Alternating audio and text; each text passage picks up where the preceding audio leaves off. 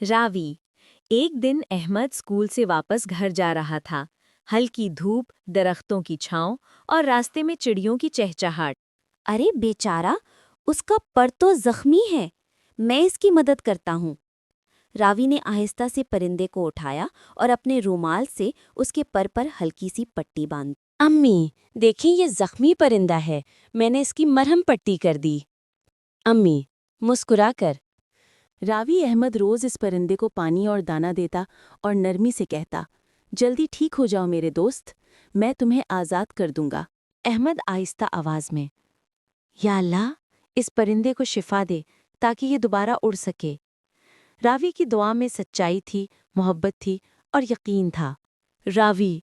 कुछ दिनों बाद परिंदा चहकने लगा। अहमद के चेहरे पर खुशी छा गई। अम्मी, बेटा, अब वक्त है कि इसे आज़ाद कर दो। रावी। अहमद ने आहिस्ता से पिंजरा खोला। परिंदा उसके कंधे पर आया, जैसे अलविदा कह रहा हो, फिर आसमान की तरफ उड़ गया। रावी।